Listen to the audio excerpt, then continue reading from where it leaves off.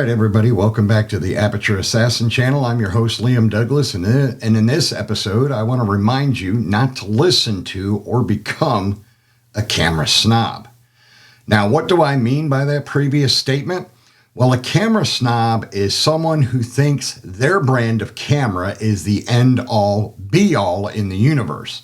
And it doesn't matter if it's a Sony fanboy or fangirl or Canon fanboy or fangirl, as we call them in the industry. And it doesn't just pertain to cameras, it pertains to any kind of electronics or technology. You have Apple fanboys and girls, PC fanboys and girls, and so on and so forth. The truth is, they're all full of crap. And I'm going to explain in this video. The reality is, all cameras can make amazing images. It doesn't matter who it's made by, if it's Canon, Nikon, Pentax, Olympus, Panasonic, Sony, Fuji. It really doesn't matter. All of these camera manufacturers make fantastic cameras. And you know from my previous videos, and if you listen to my podcast, I currently shoot with Canon series cameras. I have the EOS R and RP, and I'm also looking to get the R6 and the first part of 2021. I was hoping to get it by Christmas, but it doesn't look like that's going to happen. And then I also have the GFX 50R medium format mirrorless. Now, the most important part of a camera system is not the camera body. It's the person wielding the camera and the glass that they use. Now, let me explain. Cameras are all pretty much the same. Each one has its own strengths and weaknesses. It doesn't matter. I mean, you can look at it, if you look at it realistically, Nikon and Sony have generally always been low light performers. They do really well in low light situations with high ISO without introducing a lot of noise. Although, to be honest, more recently, Canon is catching up to them with their new R5 and R6 cameras. And to prove it, Canon even released two inexpensive telephoto lenses, the RF 600mm f11 and the RF 800mm f11. Now, when they first did this, I was stumped. I was like, why in God's name would Canon make an f11 lens and then turn around and make a 1.4 times and a 2 times teleextender that you could use with them? You're effectively setting your aperture with the 2 times teleextender on an f11 lens to f22. And they're like, oh, well, it doesn't matter because these cameras are fantastic at low light performance with high ISO without introducing a lot of noise. And I haven't had a chance to test those combinations for myself, but I've read some intriguing reviews online and seen some intriguing videos. So it looks like Canon may be finally catching up with Sony and Nikon when it comes to low light performance. Now, Canon has always had the advantage when it comes to their autofocus system and especially their video capabilities. Most any honest camera reviewer, let's say Jared Poland from Frono's Photo or Tony and Chelsea Northrup, they will tell you that Canon just makes phenomenal cameras when it comes to video capabilities. Canon also has probably hands down some of the best glass on the market. Now, I'm not trying to disparage any of the other camera manufacturers' glass. Nikon has some decent glass in their Z line of glass, their S series. Sony has good G Master glass. And there's other manufacturers. Sigma makes fantastic glass in their Art series. And the Tamron G2 series of lenses are really great as well. But Canon, generally, hands down, an honest reviewer will tell you that Canon has by far the best glass on the market, and especially with the introduction of their newer RF mount glass, their RFL specifically. Now, Canon's luxury lenses, the R lenses, have always been high quality. And I had and you remember I've talked about this before, I had the EF 50mm 1.2L, and it was a good lens. But it was not flawless. It had some, issues here and there as far as image quality and capabilities. But when Canon released the RF 50mm 1.2L, they really upped the game. That lens is damn near optically perfect in every way. And I absolutely love shooting with that lens. But getting back to my point, Sony has really good autofocus, especially for stills. They're getting a lot better at their autofocus and tracking for video as well, especially in their newest A7S III body is a fantastic body. Nikon has been lagging a little bit behind. They have a decent autofocus system, but their eye detect autofocus in their mirrorless cameras is nowhere near as good as Sony and Canon. Sony was the leader for a long time in autofocus in mirrorless cameras especially, and Canon has now caught, and in some people's opinion, passed Sony with their latest eye detect autofocus in the R5 and R6 bodies. So there you have it. I mean, these camera companies have to constantly innovate in order to stay relevant. Now, Micro Four Thirds is another area of photography. They're smaller, lighter, more compact cameras, and there are Micro Four Thirds cameras out there that make amazing videos as well as stills. Olympus has got some great cameras. Panasonic does. When it comes to cinema cameras, anybody that's honest will tell you that Blackmagic Design has really, really good cinema cameras, especially in their Pocket Cinema series, and those are all Micro Four Thirds cameras. Now, their latest model, the Pocket Cinema 6K, uses Canon's EF mount lens instead of the standard Micro Four Thirds mount, but it's still a Micro Four Thirds camera. Just gives you the ability to use the higher quality Canon EF glass, which would also include the EFL series of lenses. Now, I want to remind you that a number of years back, a famous photographer, Chase Jarvis, he's based out of Seattle, Washington. He does a lot of sports photography, action photography, stuff like that, but he dabbles in a little bit of everything. He's done product photography for companies like Samsung. He's just a really creative guy who loves to think outside the box. Now, a number of years ago, Chase decided to spend a year doing all of his photography with nothing but an iPhone 4S. At least I believe it was the 4S at the time. And after that year of shooting with nothing but an iPhone, he decided to put out a book that he called The Best Camera is the One That's With You. Basically, whatever you have in your hands is the best camera, because it's the only camera you got at that particular moment in time. And the book was wildly successful. He also released his own companion iOS camera app called Best Camera. And I've used the app, and it's really, really good. It does a lot of cool and interesting things and gives you a new way to shoot with an iPhone besides using Apple's standard camera app. Now, don't get me wrong. I'm not saying Apple's camera app isn't good, but the third-party app that Chase made is pretty amazing in its own right. So another thing I want you to keep in mind, I mentioned earlier that the most important component in a camera system isn't the camera itself. It's the person wielding it. And the second most important component is the glass. Now, there are a lot of quotes out there by the famous photographer Ansel Adams, but one of my all-time favorites is a quote of his in which he says, "The most important component in a camera is the 12 inches behind it." Now, what he means by that is you, the camera user. The person that's actually wielding the camera is way more important than who made the camera. And like I said, the glass is the second most important part. If you have the knowledge, if you have the fundamentals down, if you know your camera inside and out, and you're using good glass, you're going to get great images no matter whose name is stamped on the camera. That's just a fact. So what I want to do now is let's get into some images from different cameras that I have here. I'm going to show you on my computer. I've got a Nikon Coolpix photo. I've got some regular Nikon photos from the D7100, the D810. I've got a bunch of photos from Sony cameras.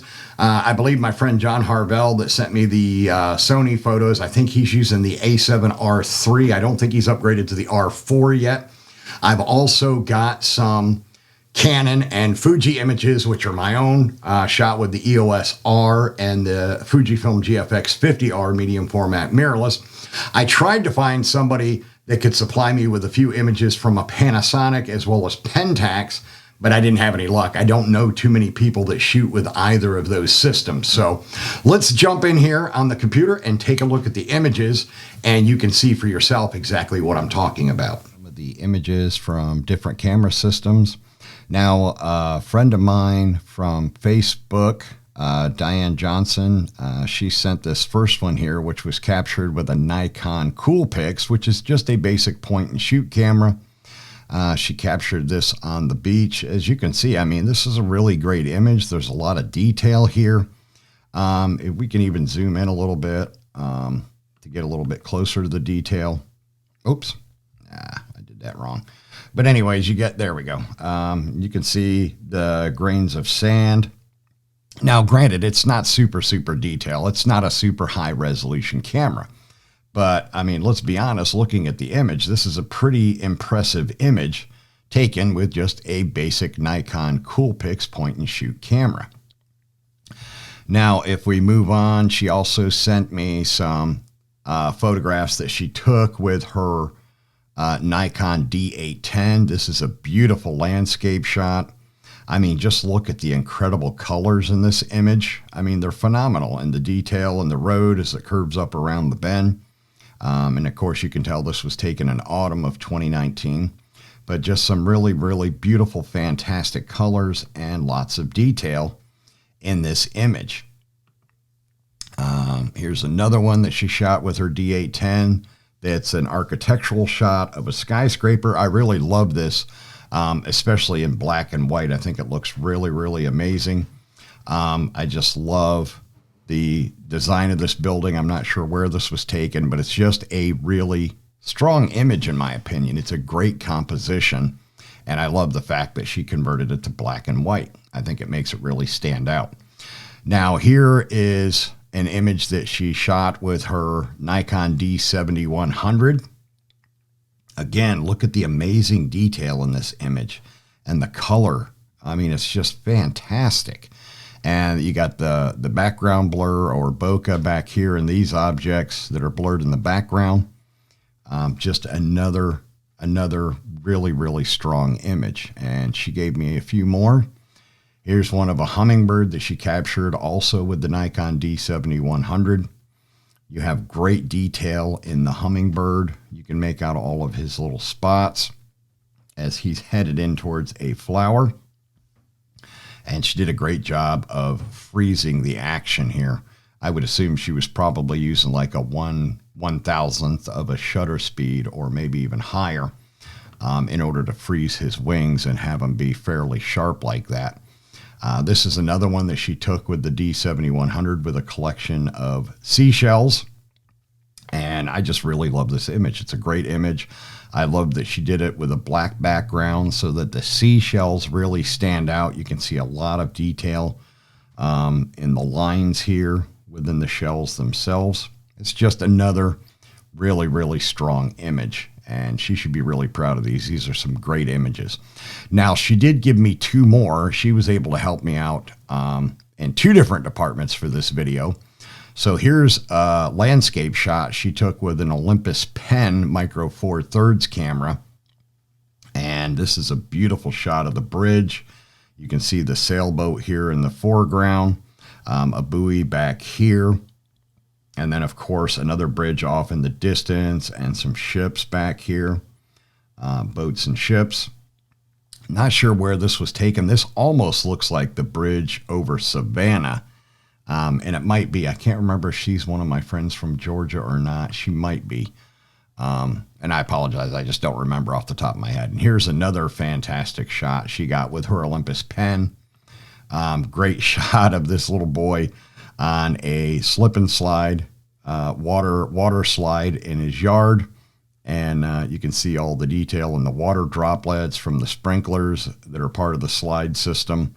There's a lot of great detail here, and she did a great job of freezing the action. This is a really fantastic shot with great colors that really pop. Now, this here is one of my images captured with the EOS R. This is Norfolk Southern train that I captured when I was in McDonough, Georgia one day. I saw it coming down the track, so I pulled over to get a capture. I really love trains. I've really enjoyed trains since I was a little kid. And this is a great image. You got a beautiful blue sky with white fluffy clouds. You got the green of the grass along the railroad tracks. And then, of course, the detail in the train itself.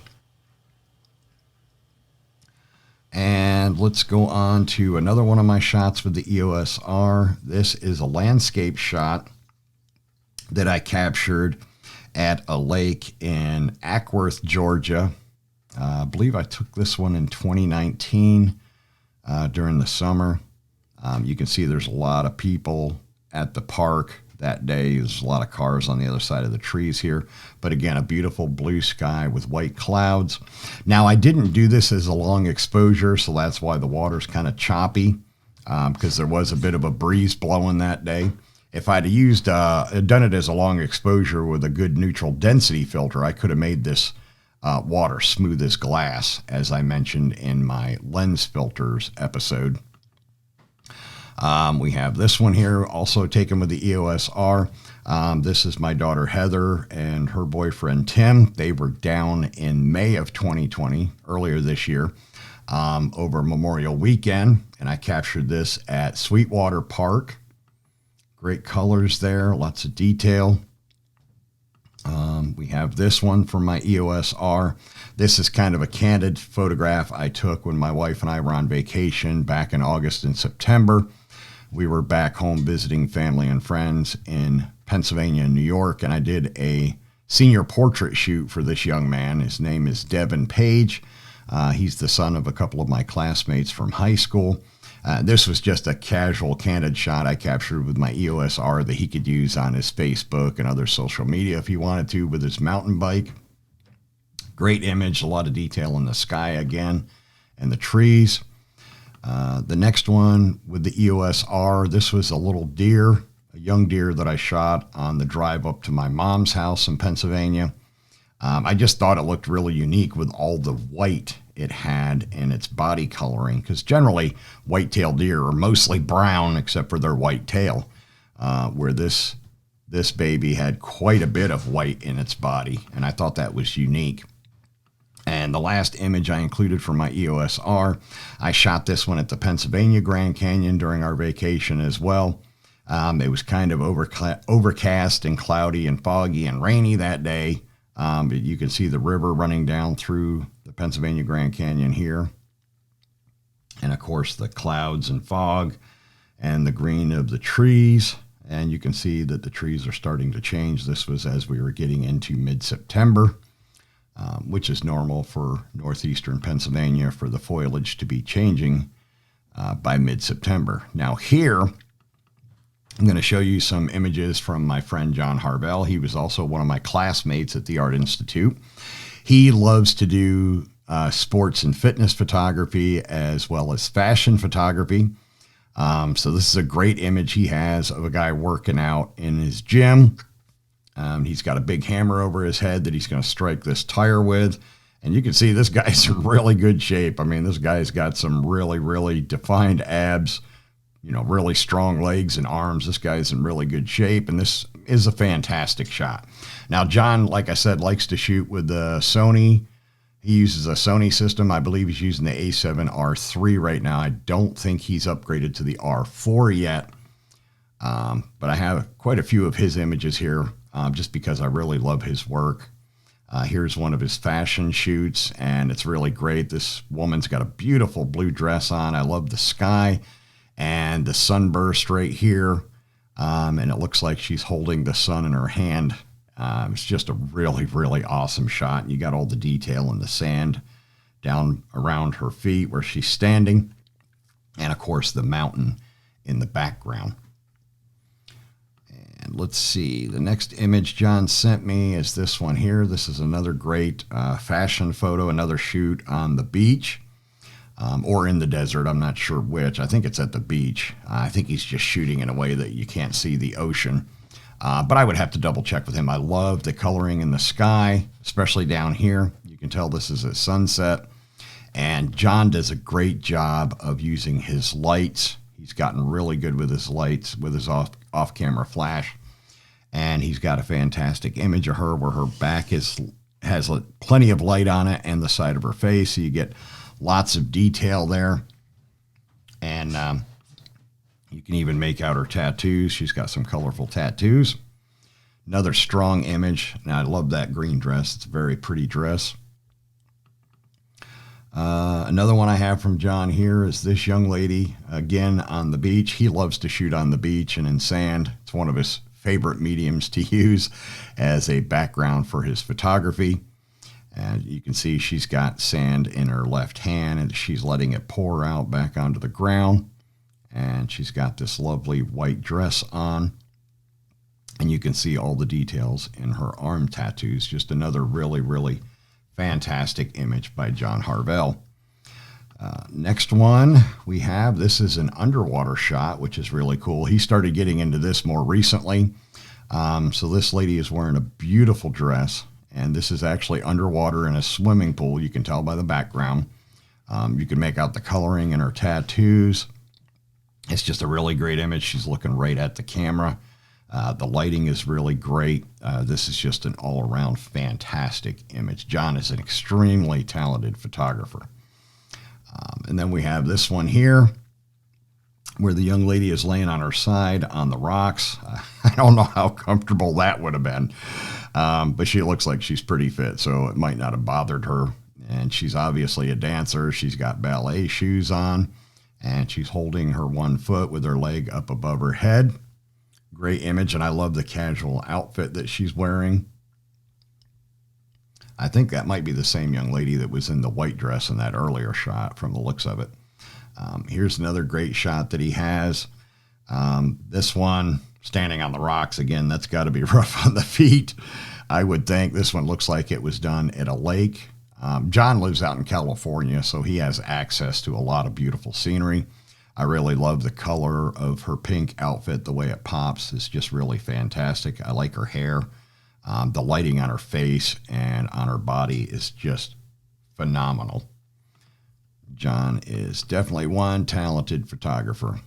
We have this one. Looks like it's the same lady in a different bikini at the same lake. And again, standing by the rocks. You can make out her belly tattoo here, and she's got a tattoo up here, and it looks like one on her wrist as well, and then another one over here.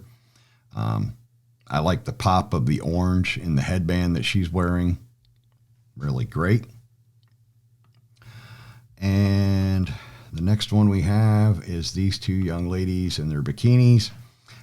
This one looks like it might have been out in the Mojave Desert, is my guess from the looks of the scenery. But again, great detail in their bodies. The lighting is sublime. Lots of detail in their skin and their hair. If we scroll up here, you can see a lot of detail in their hair, and a lot of detail in the blue sky in the background. And next we have this one from John. This lady's covered in tattoos. I like the dress that she's wearing. That's really nice. It looks like she might be just wearing a bra for a top. So I guess this would be a skirt. I love the flowers in the background. You know, part of the bokeh background, the flowers, you can make out enough detail to tell that they're flowers. But of course, the emphasis is on the model, as it should be when you're doing any kind of fashion or portrait photography. Just another really, really great image. The next one we have is another underwater shot with the same model that we saw earlier, only this time it looks like she's floating. She might be in the middle of a backstroke, possibly, but again, fantastic coloring. The lighting is really, really awesome. You can see some of the air bubbles leaving her body. Really, really beautiful shot. And the last one that John sent me here, let's see. All right. And this young lady relaxing in a wicker chair. She's got a half t-shirt on and a swimsuit underneath. This girl's loaded with tattoos. I think this is the same young lady that was in the other shot. From all the tattoos, you can make out some of the details in the glasses on the other side of her abdomen. And I just love the background blur in this image. Makes it a really strong image. You got great details in the wicker chair as well as her hair, her eyes, her eyelashes. I mean, this is just really fantastic. Great work, John, as always. Very talented photographer. Last, I'm going to show you some of my GFX 50R images. This is one from my Forgotten Pieces of Georgia project. This is an abandoned little store in Emerson, Georgia, going up towards Cartersville and Adairsville. I love the colors that I get from the GFX 50R. I use I think it's I want to say the Provia film simulation, the one that gives you more contrast in your colors, because I think it looks really nice. The really beautiful blue sky in the background, lots of detail in the trees, as well as you can make out, the sign really well. All the signage you can read very easily with this medium format mirrorless sensor. It's 50 or 51 megapixels. Here's one that I took at the North Carolina Museum of Art in Raleigh. One of the abstract pieces of art there in the park at the museum, just because I thought it was cool. And again, you can see a considerable amount of detail in this image, in the dirt that coats this metal ring of this sculpture. Lots of details in the trees behind it. Then I also have this one here, which is another abstract piece of art from the same museum. This one was just down the path from the previous one that I shot. This is, of course, a cartoon or comic strip speech bubble, large version. And again, you can see lots of details in the background of this image. Let's see here. Let me get in there. You can see lots of detail. Oops. If you just, let's see, scroll over. I mean, you can see a lot of detail in these leaves even down here. I mean, it's just amazing. You zoom in and it gets fairly sharp even when you zoom in, quite a ways. It's just really amazing what you can do with a medium format mirrorless. Again, some more buildings from my Forgotten Pieces of Georgia project. This is O'Neill's Deals. It was a secondhand store that I captured recently as I'm working on the second book in the series, The Midwest Counties. And again, lots of detail in the blue sky, the trees, the dirt and rocks, the clay, which is, of course, a Georgia thing. If you know anything about Georgia, we got a lot of red clay down here in Georgia and Alabama. And the detail in the rocks. And I shoot all of these project images at f8, so I try to get everything as into focus as possible. Here's another one. This is an abandoned strip club that I captured recently. And again, you'll notice that if we zoom in, you can make out all the details in the signage that's on the side of the building really easily. It's just amazing the level of image quality I can get with the Fuji. And it's not because of the camera maker. It's just because of the fact that it's a medium format mirrorless. It's a sensor that's 27% larger than full frame. Now here, this one here, I really love this image. This is the building. There used to be a clothing store in Dallas, Georgia, in Paulding County.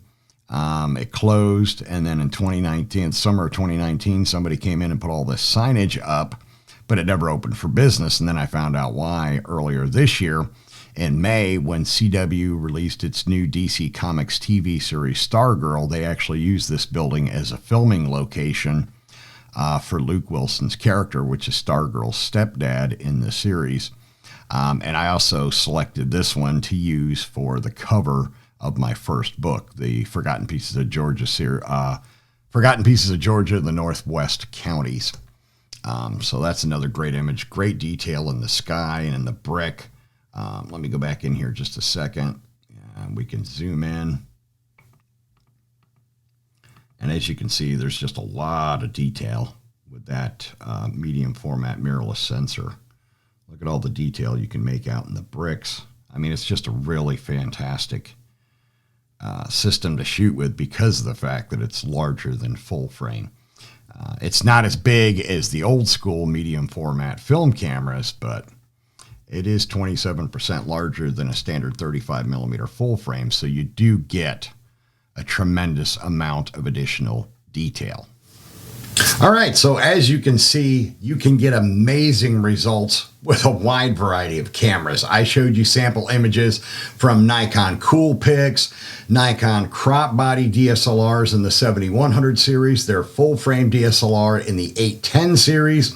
I showed you images from a Sony a7R III, as well as my personal EOS R and my GFX 50R medium format mirrorless. And all of these images are amazing. So don't let anybody convince you that their camera system is the end all be all when it comes to photography, because it's just absolute bunk. So the composition, if the person operating the camera knows what they're doing, they know how to get good composition. They know how to get great lighting. As I showed you in John Harvell's images, he is a master of off-camera lighting. And you can see it in his images. He has fantastic lighting, fantastic detail in those fashion photos of his. And he's been working at it for a few years now. He's gotten really good at it. He's been making lots of amazing images. And I want to thank him, as well as my friend Diane Johnson, for supplying their images for Nikon, Sony, and Olympus. I really appreciate that. So that I could show you a variety of images that are all captured by amazing photographers and using various camera systems. Because like I said, the camera system itself does not matter when it comes to getting great images. Now, another thing I'd encourage you to check out. Check out Frono's Photo and Tony and Chelsea Northrup. They're here on YouTube as well. They have big channels, way bigger than mine. They've each got 1.5 million, 2 million subscribers. You know, they're making money off their channels. But the reason why I recommend you check them out is Tony and Chelsea and Jared Poland from Frono's Photo. They will give you the honest dope on any camera system. They review pretty much every camera body, every lens that comes out on the market. They're not paid by any of the camera companies. They give their honest opinion. They'll take you out and show you real world photo shoots with the camera bodies, with the lenses, with lighting, with all kinds of things going on. And they will show you that no matter what the system is, you can get amazing images. I'd also recommend that you do a search here on YouTube for DigitalRev TV and look for their playlist. I'll try to put a link for it in the description for this episode, as well as a link to Tony and Chelsea and Frono's Photo. But when you go to DigitalRev TV's YouTube channel, go through their playlist. They have an older playlist that's called ProTog Cheap Camera Challenge. And I encourage you to watch those videos, because what they basically did in this series, and this is back when Kai was their presenter, and Loke was the camera guy. They made some amazing videos where they took world-class professional photographers like Chase Jarvis, Lara Jade, Zach Arias, and others, and they put the cheapest piece of crap cameras they could find in these people's hands and had them go out and do a professional photo shoot. And these people still got amazing images. In some cases, not as amazing as they could have been if they'd been using a proper camera, but they still got fantastic images, even with cheap garbage, to be honest, garbage cameras. For Lara Jade's video, if I remember correctly, she was shooting with a camera that was embedded in a Barbie doll, and she had to do a fashion photography shoot with that camera, because that's what she's known for, is her fashion photography. For Chase Jarvis, he had to shoot sports using a Lego camera, believe it or not. It was wild. And for Zach Arias, I can't remember the camera they gave him, but it was a really cheap piece of Chinese crap. And they also made him use a really cheap speed light, because Zach Arias, like David Hobby, is known for his speed light photography and for being so great at speed light photography. So they made him do street portraits with a really cheap, cheesy camera and a really piss poor speed light. And he still got some incredible images from just regular people on the street. No models, no actors, none of that crap. Just regular people on the streets of Hong Kong. And he got some fantastic images. They all did. They all did amazing work. And there's other photographers that they challenged in that series. I don't remember the names of all of them off the top of my head, but every one of these professional photographers got amazing results with absolute garbage cameras. So as I mentioned at the top of this video, the most important part of the camera system is you, the photographer. You and your ability. So I always recommend, especially if you're just starting out, take some photography workshops, take some classes at your local community college, something like that. Expand your knowledge. There are some good videos on YouTube. Just be careful whose videos you watch. Some of them are absolute garbage. Some of them are just strictly clickbait. But you can get quality YouTube videos on learning photography from people like Jared Polin of Frono's Photo, Tony and Chelsea, Serge Ramelli. He's a world famous landscape photographer who's based out of Paris. F Stoppers is another good channel. SLR Lounge. They have really great content as well. But invest the time in yourself. Build up your skills. Learn the fundamentals. Get to where you know your camera system and its menu system inside and out, because you are the most important piece of your camera system. And then, like I said earlier, the second most important component is the glass. If you've got quality glass, you know your fundamentals, you know how to use whatever camera you're carrying. It doesn't matter who it's made by, you're going to get great images. All right, so I am going to go ahead and wrap up this video. A sub to the channel would be smashing. I'd really appreciate it. I'm trying to build this channel up, and I hope you enjoy this content. Go ahead and hit the little bell icon so you can be notified when the next video drops, and I will see you next time.